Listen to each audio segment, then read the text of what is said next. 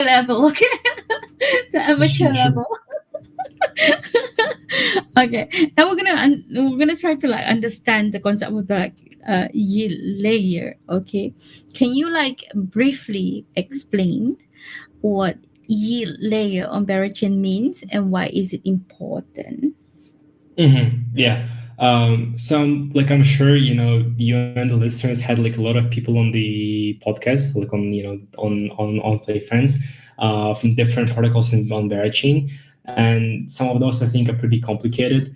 And the whole DeFi ecosystem on Berachain, because of POL, because of the all of the novelties, is also quite com- uh, complicated, and there's like a lot of moving parts to it. So for someone like especially like you are who's new to the ecosystem, it might be a bit hard to go into Berachain. It might be a bit hard to do all of this research to understand like how to get a good yield on Bera, where to deposit your capital, like which protocols to use, and so forth. So obviously Berachain is great and has like a lot of cool features, but because of this, it's also very complicated, right? To farm Berachain and to get a yield, and this is, um, I think, where the yield layer comes into play, which is my goal to try and simplify Berachain's DeFi and to give like all of the like people who are not as familiar with DeFi, or even people who are crypto native but don't have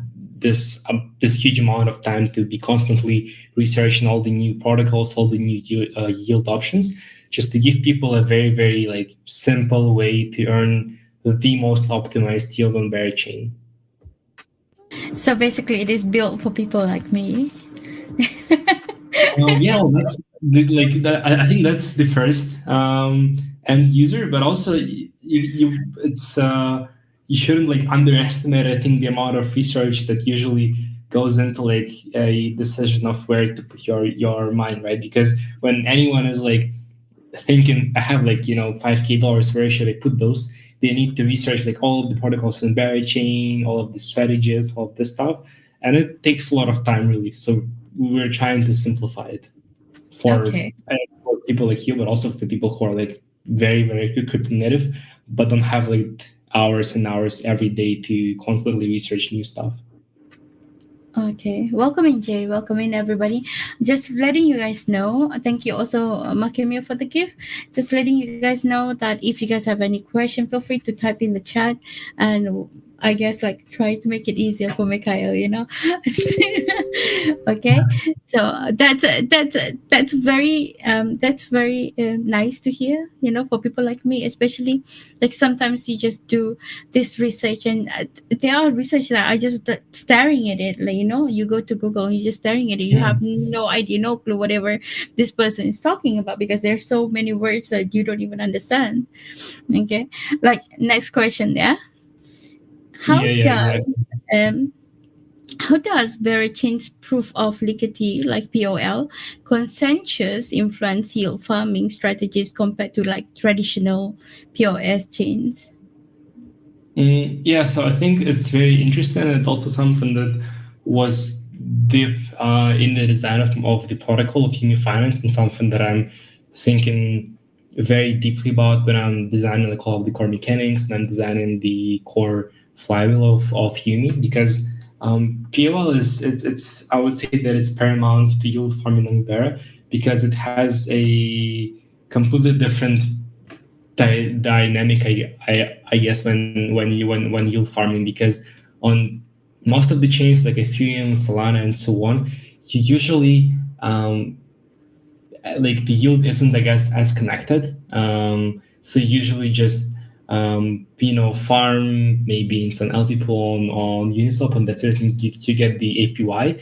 But on Berachain with the POL, like you can go so many steps further, and you can do, and the complexity of like the strategies that you can leverage it it is also so much more, because instead of just farming like an LP like you would do on Ethereum, you can put your money into an LP on Kodiak, then you stake this LP receipt token on like on Bear Hub, you get the BGT, then you can move it to IBGT and so on, and then you can do like a whole bunch of strategies with it as well. And then also because of the POL, like with the whole mechanics of like bribes and and this, you can like everything is really interconnected. Like maybe some pools are bribed more, some pools are bribed less. So some pools give you like a better yield, some pools give you like a worse yield, and also bribes can change, so the yield can also change. Yeah. It like makes for more complex and more fun playground, I think. Okay. Okay. That's cool. But then again, for people like me, I doubt that I'm gonna jump so many into it. You know, probably learn about one protocol, just stick to it and just stick to it only. Yeah. But I'm pretty sure we have like a lot of people here that actually are very into this, and I think that it is going to be very insightful for them. Yeah. And okay, the next one is like, what do you think? Like, what role do the three native token like Bera, BGT, Honey play in the yield ecosystem? What do you Mhm. do? You have Yeah. any idea about that? So I think I will start with like with the easiest one, with the easiest one being Honey. Honey is an Bear's native over collateralized token. So it's as safe as USDC, but it's just native version, I guess, of USDC on Berachain. With Honey, it has all of the perks of usual stablecoin. Well, it's stable. You can use it for different. You can use it for like lending. You can use it for leverage. You can use it for different strategies and so on and so forth. So this is, I think, pretty simple. But then BGT and Bera is where it gets quite interesting. So you can always redeem BGT for one Bera. Um, and you get BGT as a reward for farming, whereas you can just buy Bera on the open market. So Bera is the gas token. It's Bera is like the chain's gas token, while BGT is like the token that you get rewarded with for like farming and for providing the liquidity on Bera. And yeah, with BGT, it really opens a lot of different like opportunities to get healed and also a lot of different strategies. And there's like I think right now at least 3 or 4 protocols which all have their versions of staked BGT or like of liquid staked BGT. So there's infrared, um, there's Ori BGT, there's ST BGT, there's LBGT, there's also Puffball, and they all have like slightly different mechanics. So it's all a very very like interesting mechanic to see how like different BGT derivatives are connected, how their price differs, and so on and so forth. I think at the moment, if you get like one BGT is equal to one Bera, right? You Yeah, can yeah, treat yeah, one yeah. BGT to one Bera. Yeah. Okay. Now, we just want to jump into because we only have 1 hour. There's so many questions. Only 1 hour to pack it in. Yeah. So if I'm going too fast, you just let me know. Okay. So we want to jump into the project, the project specifically about your project, right? Can you like walk us through how your project optimize yield for Berachain users? Mhm, mhm. Yeah, so essentially what we do is we like on our backend we constantly scan all of the protocols in Berachain and like all of the events, all of the changes in liquidity, all of this stuff. We constantly index every data that is coming from every protocol in Berachain.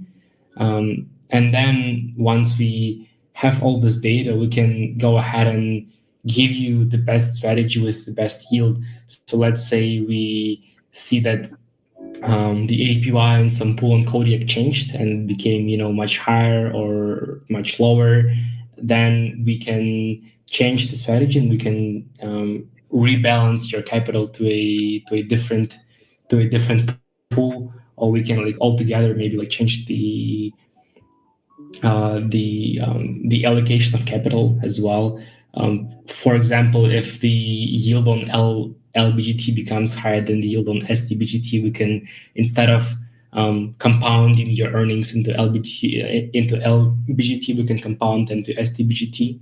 and so on and so forth. So it's just like an algorithm which kind of finds the best path across all of the protocols, and then this path earns you the highest yield at the current moment.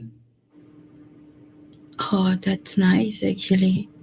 So, so it is the algorithm is automatically gonna put the best options above.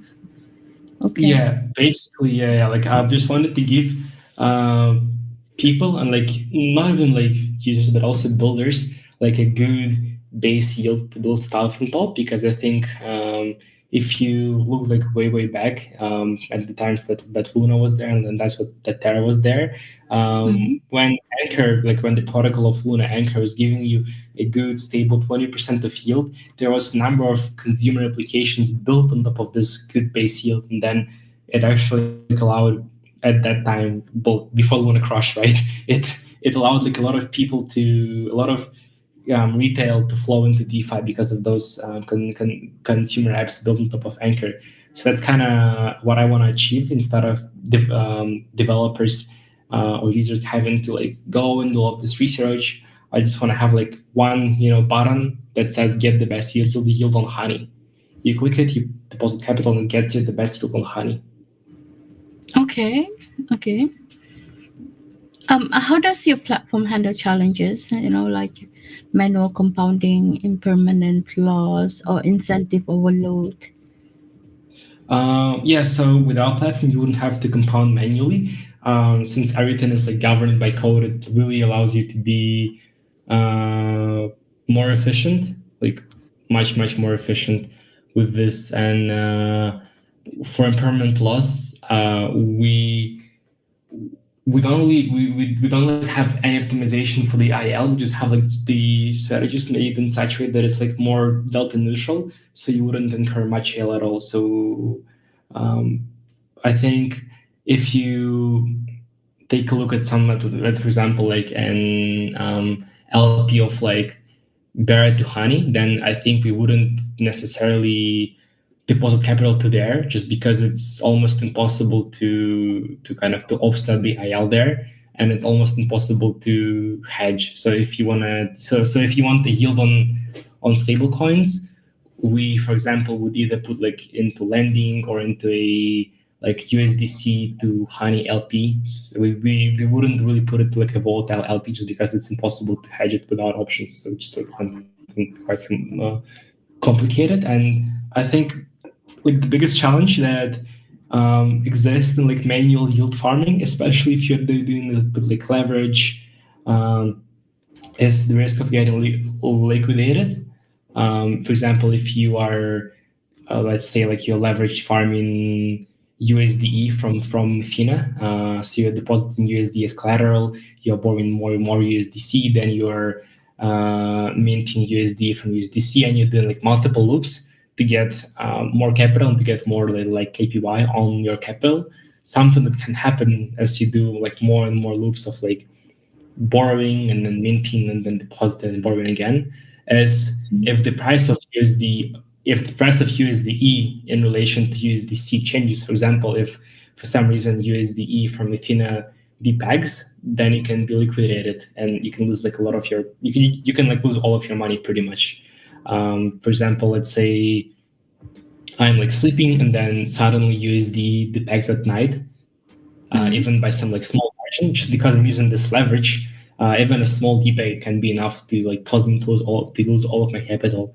But because our solution is fully automated, and because it's just code, it can notice those debug events like immediately, and you wouldn't get liquidated. Oh, that's a safety net there. That's a Yeah. safety net. Yeah, yeah, yeah. Okay, okay. So, just for the guys, for the guests who actually just walked in, I would like to remind you that you feel free to ask any questions. We will try our best to assist you in that. If there is any question that you would like to forward to Mikhail, feel free to ask. Yeah, and there's so much more to know. There's so little time, so I hope that everybody's gonna participate in it. Yeah. Now, um, for I want to know that what are the key benefits for users who participate in your yield vault or auto compounding strategies, no? Yeah, As I yeah. said. So it's yeah. So it's more than just auto compounded strategies. It's just like a very, I think, comprehensive vault that doesn't just like auto compound your earnings, but it purely gets you the best yield on honey that there is in Berachain. So you can always be sure that you can just put your money there, forget about them for like a month or more, and then you'd come back and you would see that in this month your honey, your stables, or like your Bera was earning the most optimal yield. And I think this is really like one of the key benefits that you don't have to spend all of this time doing research and have to look into different protocols. You don't have to constantly rebalance your capital by yourself. You can just put your money into a vault, forget about it for a month, and then come back and have this have the best yield on honey or in Bear. So it's a very hands-off solution. Okay, okay, that's good. That's good actually. Just, ladies and gentlemen, just grind some money, set up a capital, and dump it in. You know, Yeah, exactly. I like it. I don't know about other people, but I like it. I like it when I don't have to do that. Thank you for the gift, by the way. Thank you, Durian, for the gift. And I like the idea of it actually. Now, how does your yield, when we talk about ecosystem and collaboration right now, okay, how does your yield layer integrate with other Berachain project like Bera Swap, Bera Hub, or Bera Land? How does your yield layer integrate with them? Yeah, so something that is in our plans is to be like very, very vertically integrated within the whole Berachain ecosystem, just because the more protocols we support, the more sources of yield we have. So the better like strategy we can do for you. And yeah, like our end goal is to be integrated with every protocol in Berachain, whatever it is, as long as it has some kind of yield attached to it. So yeah, like of course, Beraha would be leveraging their LPs.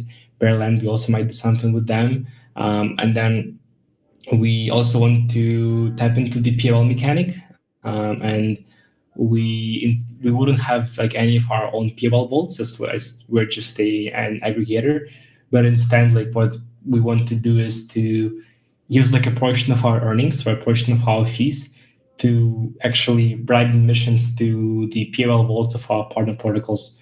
Um, and with this, we kind of hope to accrue value back to the whole ecosystem.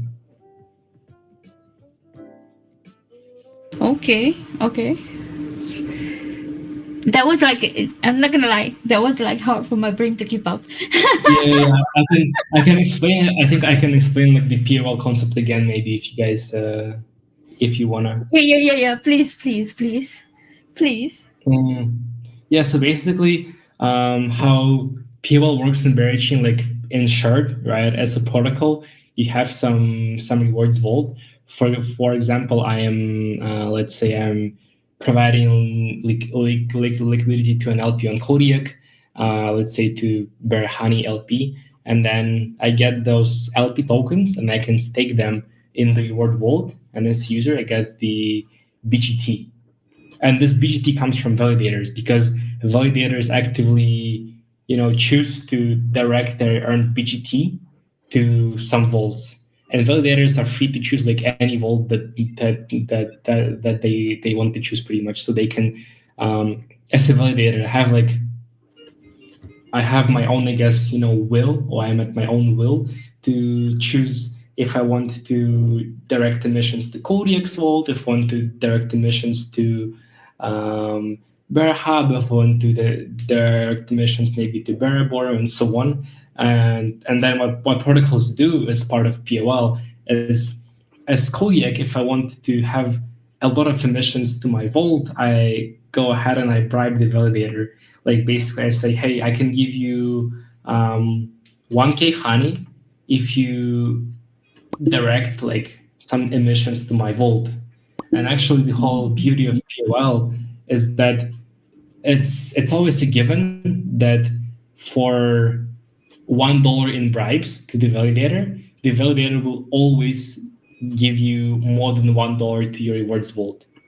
So let's say as Kodiak, I'm bribing some validator for $1K in Honey to direct the BGT missions to my vault, or like I'm bribing him with BGT as well with Bera to direct the missions to my vault. So it's always a given that this validator will give more than $1K in emissions. It's always like a net benefit for the protocol to bribe validators. And that's how the whole flywheel works. Now, in our case, we're not like Kodak. We wouldn't have so we don't have any LP. We don't have any like reward vaults or reward receipt tokens. So people wouldn't be able to like maybe stake our tokens in some reward vaults and in some reward vaults and get the emissions from validators. Instead, we can bribe vaults of Kodiak or we can bribe vaults of Barabaro so that they have more emissions. And what like the benefit of this is that since our protocol will be using like Kodiak and Barabaro and Dolomite under the hood for the strategies, if those vaults get more emissions, then our users get more money as well. And this is how kind of the whole flywheel works. I think still POL is very complicated to understand, like in the at the first time, and like even after a lot of time, still understanding the whole mechanics of POL can be quite hard. But I hope I've done like a somewhat decent job of trying to explain this.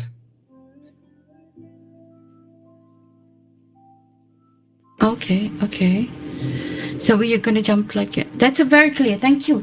Actually, I would like to say thank you. Yeah, it is way more easier for me to understand that. Yeah. Um. Appreciate it. Okay. Um. Other than that, I am just out of curiosity, what kind of partnership or collaboration that have been crucial to your development and growth?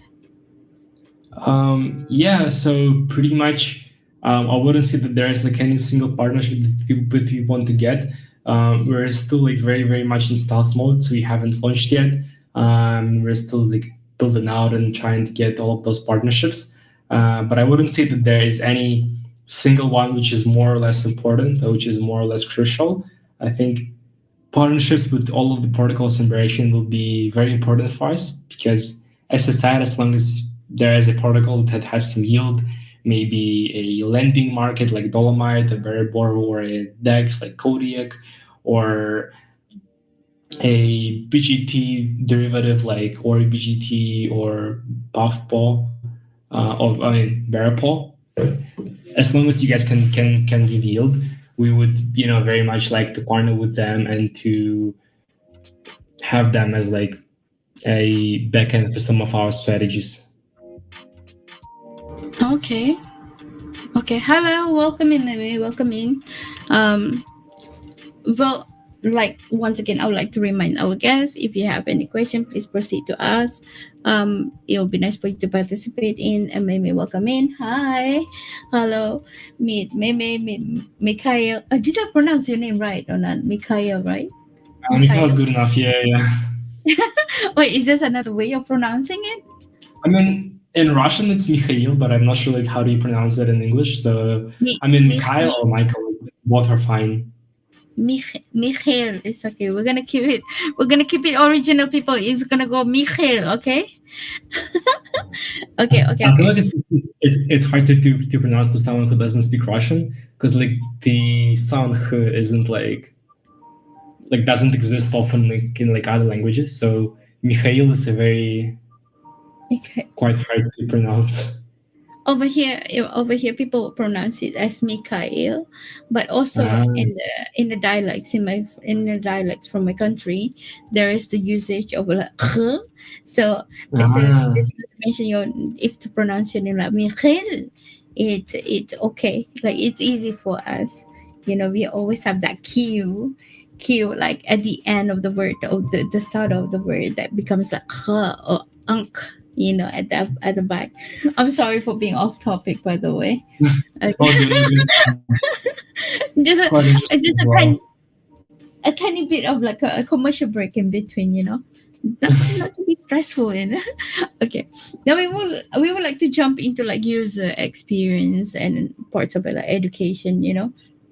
Um, Mhm. Yield farming can be complex. How do you simplify this for like people like me on Berachain? Can you like the best way to simplify these things Yeah. about yield farming? Yeah. Honestly, I think uh, if not talking about my protocol, but talking about solutions in general, uh, I think there's a number of solution, and it depends on like how much do you want to abstract the whole difficulty and how much do you want to abstract the fact that it's crypto, right? Because for example, when you are like using play friends, you don't think about the code, you don't think about like how like your computer works, you don't think about how the internet works, you don't think about how wi-fi works, you don't think about how the code works. You just use play friends, and you don't care about like all of the details under the hood. And that's the thing, something that can be done in Berachain and in crypto in general.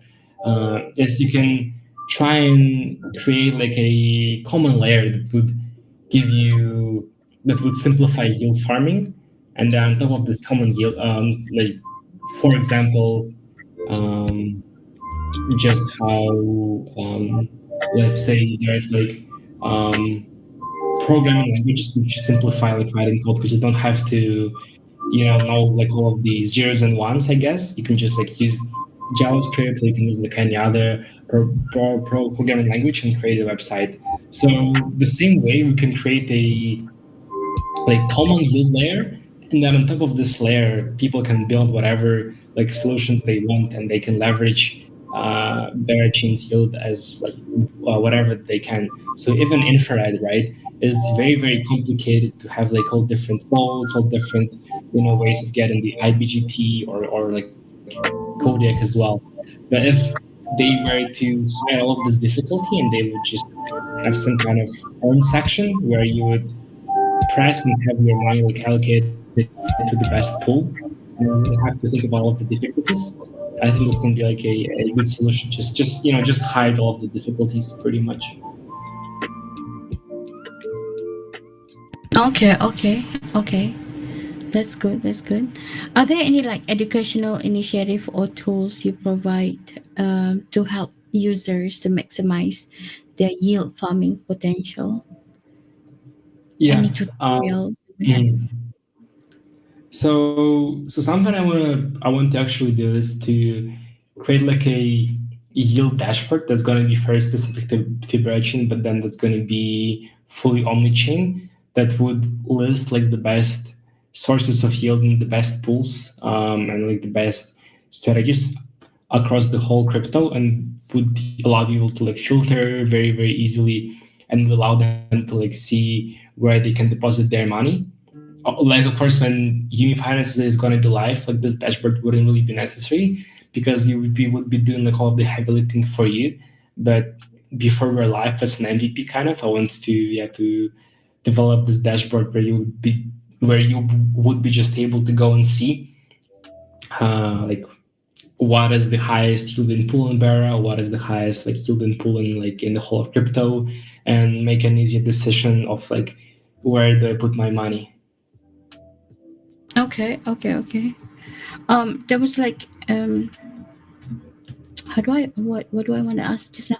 Okay, there's just out of curiosity, right? Okay, what do you think the most common mistakes that you see field farmers make? I know this is out of the blue, but I just want to know the most common mistake that yield farmers make. Okay. Yeah.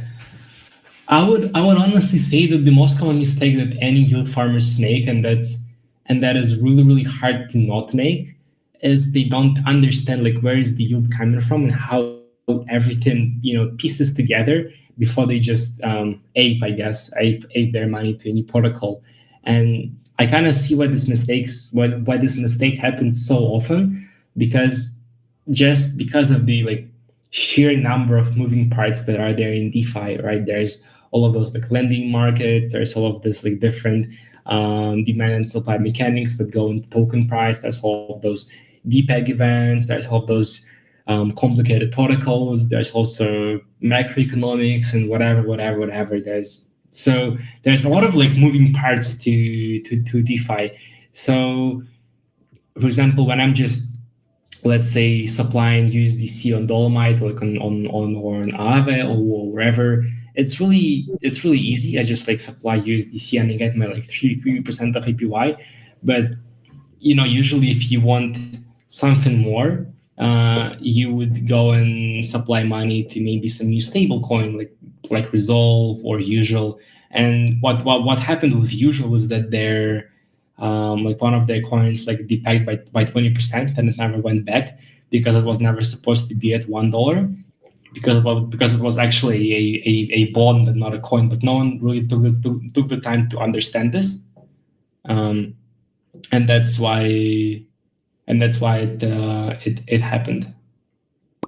So yeah, and then another, I think, another case is if you do like leveraged farming. For example, you do leverage farming with like USDC or with USDE, and then you have like all of those loops.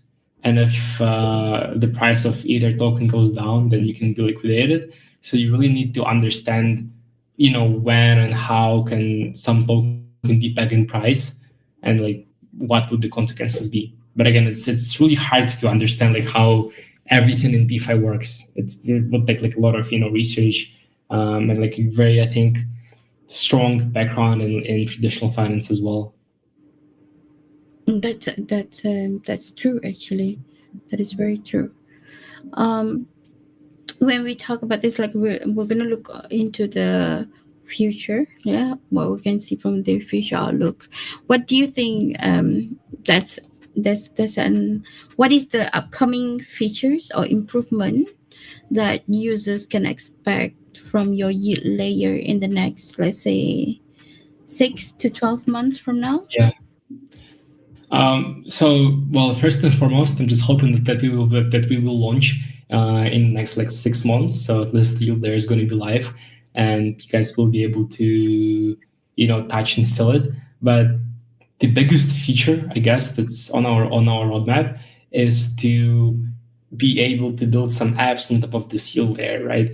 Because getting like 20 and 25% of yield in Berachain, that's good, but that's only like catering to a very, very small crowd of people who are into Berachain and people who are into crypto. But there's such a bigger area of people who can benefit from DeFi in various ways, like having better savings rate and so on and so forth. Kind of how if there was a startup called Stable Gains built on Anchor that was given also like that was like in YC. It also had like raised a bunch of money, and it was given like 20% yield on savings to consumers. So that's something you want to pursue as well, and really not only work as a yield layer in Berachain, but work as a yield layer on top of which people like builders can create some like tangible consumer apps that would solve some like real world issues with this yield. Okay. One question. It's a side question, eh? It's a side question. Welcome in, JC. Welcome in. Yes, you're a tiny bit late, but don't worry. We have way more questions. Okay. Thank you for the smoking barrel. By the way, I just maybe this is like like your opinion. Like I want to know your opinion. Do you think that yield layers eventually can replace traditional lending protocols? Yeah. So first of all, also thank you for the Bera, JC, and I think that well, everything is going to the route of like more and more abstraction, and I think that's natural. If you look at the pace of like innovation in any industry, if you for example look at early like Web 2 age, right? There was like first Web 1 where you could only like read, and you would have like those very, very old websites, and you would have like some crazy complicated languages. which you had to like learn for a while, and then you had Web 2, and you had like better languages like JavaScript or TypeScript, and you could like develop websites easier, and you had like more of the difficulty abstracted away, so you wouldn't have to learn like assembly, you wouldn't have to learn ones and zeros essentially to be able to develop a website. And what we see now is that even more of this difficulty is getting abstracted via like AI coding tools. So now, as someone who doesn't even know how to code, I can just use Cursor, or I can use whatever other tools there. That's like a bunch, and I can create my own website in like 3 hours. So the complexity just gets more and more and more abstracted, so that the end user doesn't even have to think about like what goes into making this website. And I think that's a trend that would be existent in crypto as well. Of course, like for now, it's just like everything's very very low level. You have to like navigate all of the protocols. You have to do all of this. But like already, a lot of people are exploring solutions such as yield layers, where people just deposit money and they like automatically optimize those money and put them to the correct protocols. And I think the trend will only go on in the future, and become more and more and more user friendly. Yes, So eventually. Yeah. I don't think it will like replace lending, but I think it will complement lending, and it will bring more TVL, more like outside capital to lending markets. Okay. How do you see Berachain's yield ecosystem evolving as the network grows and matures? Mm, yeah, I would say that there would be more sophisticated and more novel ways of getting yield. Just how on Ethereum there was only like MakerDAO in the past, and now there's like RWA stablecoins. There's all kinds of weird stablecoins, and I think on Berachain we will see the same thing. People will learn how to get yield out of anything, and we will see more consumer apps as well, maybe even like Puffball or Eden, who would be able to also maybe give yield in some novel way, maybe from some consumer activities. And I think the future of Berachain is definitely more yield coming from the real world, as opposed to like yield coming from like emissions or stuff like this. Okay. Here we have from JC. JC said Yumi Finance, right? What's the Yeah. target audience for Yumi? Is it retail users, protocols, and or institutions? So I would say first it's probably retail and institutions.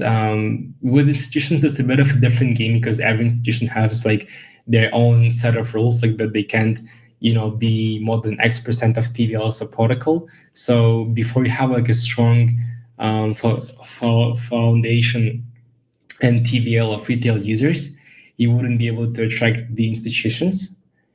So first we're planning to like attract retail, but I would say more so crypto native people who are like know a bit of DeFi, people who know a bit of stock, people who are like very into crypto. We will first try to attract those, then maybe institutions.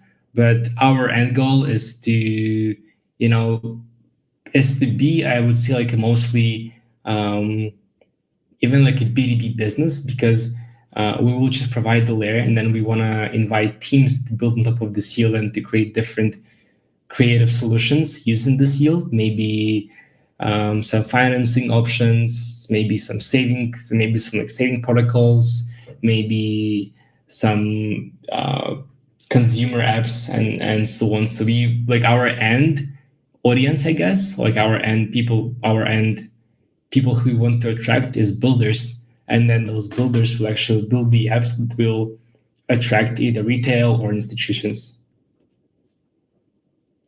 Okay, okay, okay. Now, um, is there any plan for you to expand cross-chain yield opportunities or integrate real-world asset into the yield layer? Yeah. So I will first, I think, answer the second question just because it's a bit easier.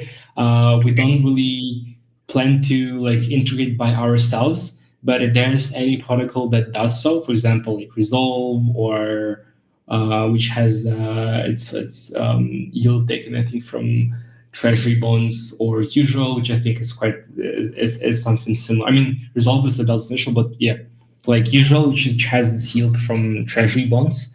If they create it, we can integrate them, but we don't plan to create like any in-house solution. So yeah, since we're like an aggregator, we will just aggregate what exists in the ecosystem. So as long as some protocol on Berachain or like on any other chain will create some novel stablecoin with real world assets, we will for sure be able to integrate them and to route a portion of capital through their stablecoin. And What then about the yeah? yeah, yeah, then And on the cross-chain expansion, yeah, that's our like end goal, is to go fully cross-chain or fully omni-chain, I would say. on top of talking about integrate real world assets into the layer, like there's do you do you think that you guys ever gonna introduce something like smart vaults, or do you guys, I have so many questions, don't mind me, okay? Let's listen to this, okay? Is there any kind of like any plans for gamify yield mechanism, like giving NFT boosts or tiered rewards? Mhm, mhm. Yeah, I think with this kind of tech, you can have like a lot of fun applications built on top of it, and like some of the apps we will build in house, and I think some of the apps we will, like outsource to builders. But yeah, there's like a bunch of things you can do. You can have like some kind of, let's say, raffles where everyone deposits some amount of capital, and this amount of capital is used to yield farm for like a week, or maybe for a month, and then the top X winners get all of the yield, while the rest don't get anything. And that's, I think, like makes a no downside raffle, which is pretty interesting. It's like winning a lottery. It's like winning a lottery. Let's go, people. Yeah. What the TD number? Okay. Now, JC is saying, yeah, really interesting. In the social space, it's quite popular to have a subscription model for creators for unlocking additional content like Patreon. What do you think about the idea of subscription being paid annually? Then, then that goes into a yield layer and be able to give rebates back to the player as well as bonuses to the creator. Yeah, I think that's something that we're actually exploring right now. It's what you can also do is, yeah, you can like pay the subscription fee annually and then get the yield. But usually, I think for the payer, it wouldn't really be enough. That's like one of the main issues, is that, let's say, the subscription costs like, even if it's like $500 per year for like for a Patreon or something, then you would be, if you have like 20% APY, then you would only be getting like $100 per year. So it would like be very, very big time frame for you to get your money back. And then of course the creator wouldn't be able to withdraw the money. I mean, if he would withdraw the money, then you wouldn't be able to get the seal. But what's interesting on this front, I think, is creating a more consumer buy now pay never solution, where um, you would be able to pay off the subscription, and you would be able to pay off your like recurring monthly expenses such as Patreon or Netflix or ChatGPT or I mean Cursor, whatever. You will be able to pay off those with yield, and then essentially, if you put in like enough money into the savings plan, all of the subscriptions, they would become absolutely free for you. So I think that's also an interesting consumer angle. It is very interesting for people like me. Yes, it is. I would really appreciate that actually. Imagine that. Okay. Now, just out of we want to jump into the community and governance. I have issue with the understanding all this concept of governance, yeah. But how can users participate in governance related to yield strategies and protocol parameters? Yeah. So we're planning to have our token be the governance token, and then like when I talked earlier about us bribing validators to send the emissions and to send the BGT towards lots of different protocols, people who hold our governance token will be able to decide like which protocol gets more or less emissions and which protocol gets more or less bribes. So let's say our token holder likes Kodiak very much, so then he can use his voting power to bribe more emissions from us to Kodiak. Then Kodiak will have a bigger like API on its LP pools because of more emissions, and then our algorithm will dig this heightened API app, and it will route more capital through Kodiak. So kind of makes a flywheel. Okay, okay. So hmm, I wonder that can users actually delegate their governance power without giving up custody of their token? Yeah. Well, I mean, of course, they can.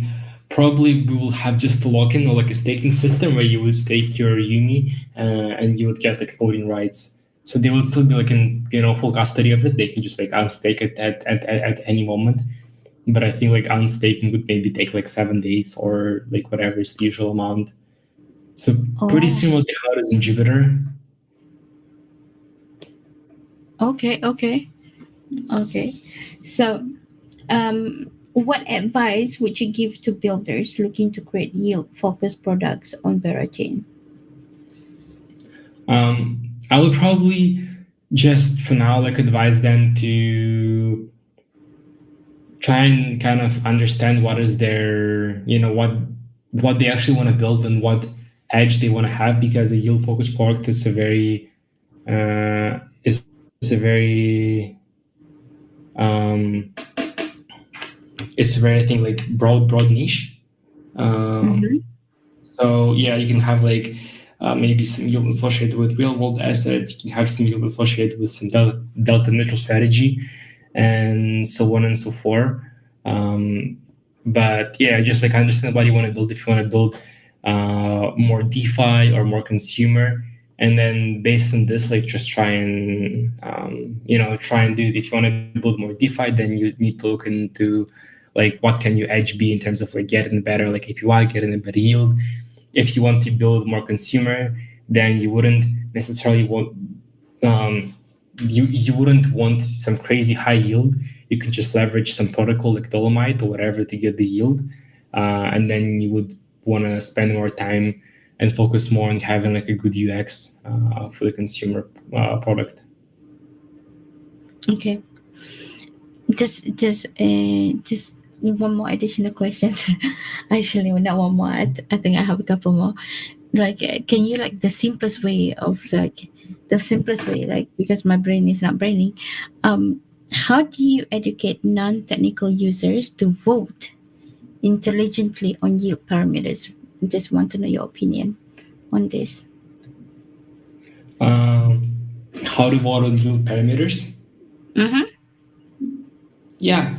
So I think pretty much like since we will be using an algorithm, it would be like rather hard to vote like directly on where we direct our yield towards. And I think this is too big of a task for like token holders, as that they would have to do like a lot of research and have to like understand which protocol is best. I think yeah, currently as I said, like our governance just allows people to or will allow people to vote where the emissions will go, and that's I think like an indirect way of voting for like what protocol do you like the most and what protocol do you want in the future to have more TVL routed through. Okay. If I forgot to ask this question before from the previous category, yeah. What is the most How do you guys actually handle security and audits to protect user? Yeah, so it would be a non-custodial solution, I think, but it would be like a vault-based solution.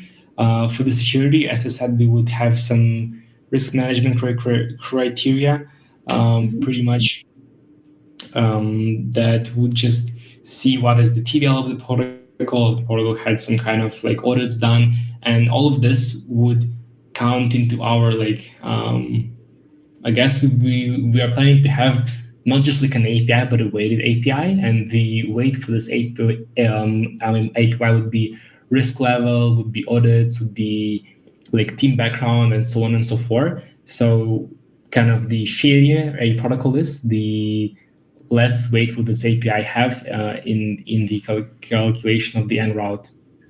Um, so this is the first thing, and then the second thing is of course like there's kind of events of liquidations or like TVL being drained very fast and so on and so forth. Our code would pick up all of those changes and like withdraw the client's capital as soon as possible as well. Okay, okay. So we have reached like we have another like 7 minutes of this, and there's plenty of questions. I hope that there will be in future. There's gonna be like another session of this, so we get to know you more, and then we also can get the community to get to know you more. Yeah, and is there's any like any links to your social media or whatnot that people can follow? Give a follow anywhere that you Yeah, I can. think link to my Twitter is in your post, but I will send it again. Okay. Yeah. So guys, give it a follow. Guys, keep update to it. Keep update to it. Oh, also, JC have another question. Yeah, Yeah. make sure you guys follow this. Yeah. Okay. So it's Hexacom short as longeth. Short as longeth. Yeah. Click on the link and give it a follow, just to keep updates with the progress. Yeah. And now JC is saying like, what do you think is the average sustainable APY right now? I would honestly say that it can be easily up to 25%, just because well, of course, retail, it's very hard for retail and like for people who are not as familiar with crypto to get this kind of APY. But someone who's for someone who's more knowledgeable, and for someone who can like do different leverage strategies, and for someone who can like find those new pools and new protocols, I think to like at least 15 to 20% is very much manageable and can be very much sustained in crypto, especially with leverage. And then if you look at like the more institutional side, if you look at asset managers like MEV Capital, RE7 Labs, those guys can give you 25% pretty stable, like pretty easily. And I think then like more like some VCs, they can be looking at, I think, as like at as much as like 30, 40 if they have some like incentive or some token deals. Um, and yeah, like answering your next question, I think we will be trying to give retail users around 15% at least. Yeah. Oh, 15%. So does that mean that Yumi retail user can expect around 10 to 15? Okay, okay. Okay. Now, we have another like 4 minutes. Yeah. I just would like to inform you guys that before this one ends, please follow our social medias like Play Friends. I will give you the link. Make sure that you guys follow us. Oh my god. Oh my god. Where did I drop it? I click everywhere. Never mind. Okay, give us a give us a follow too. Give us a follow too. Don't mind me clicking everywhere. There's like one last questions, right? Why? Okay, okay. There's only one last question. So I know like there is a story for every behind like a project, business and whatnot. What's your story? What inspired you to create this project? Yeah. So I was just chatting to some friends of mine, and I was asking like where do they keep their stables, and a lot of them, even though they're like crypto builders and very crypto native, and like a lot of them are devs or builders, most of them said like either a bank or Revolut, like bank, Revolut, or SCX, just because it's easier, or like Aave. And also myself, like I was constantly searching for the next best yield, and trying to just like trying to assess the risk of every protocol, trying to like assess all of the ecosystem of Berachain, trying to like um, be constantly, I guess, like in line with the best yields, was really hard for me. And seeing that my friends had the same issue, which prevented them from having money in like in Berachain or in crypto in general, even though they're crypto native, um, showed me that I think that this is something worth trying to solve. Okay, okay. That's good. That's good. I tend to like very interested in stories behind every success, every business, every project. So, but then, um, this has been so insightful. For this 1 hour, we learned a lot, and thank you so much for being a good teacher, especially being patient with me. Yeah, especially being patient with me. Okay, so before we actually go, is there any like final words for our listener? Maybe there is anything that you want to say before we end this? Yeah, really appreciate everyone who tuned in. Hope you guys understood more about Berachain and like more about yield from Berachain, especially. I think the probably for those of you who want to build, my advice would be, like as I said, to understand what you want to build, and maybe to try and focus more on consumer apps, because the DeFi edition Berachain is quite full, right? So doing some consumer stuff would be quite interesting. And for those of you who want to explore better, yeah, just think, don't be afraid of the complexity. If that's something you're like interested in, go ahead and like try all of the protocols. Thankfully, like in the age of AI, you can have stuff explained quite easily. So if you don't understand how PayPal works, you can ask AI, and it's going to do like a great job of trying to explain it. And yeah, I think that's it. Again, thanks for listening. Well, if I have any issue, I'll just find you to be my teacher. That's it. I'll keep you in contact. I'll keep you in contact. Okay. So, ladies and gentlemen, this is going to be the end. This is a wrap, folks. Thank you, Mikhail. Oh my God, you're really patient, by the way. But thank you, Mikhail, for demystifying yield on Virgin. I don't know even if I say it right, but don't forget, guys, to follow their Twitter, keep up with the progress, and I hope that I'll be able to see you again, Mikhail. Perhaps next time there's another session for us to learn even more into depth. Probably I have more time to make my own research, so I'll be much more smarter in the next session. Okay. Yeah, for sure. So thank Thank you, you. ladies and gentlemen. I'll see you guys. Hasta la vista, everybody. Thank you, Mikhail. Thank you. Thank you so much. Bye bye. Goodbye.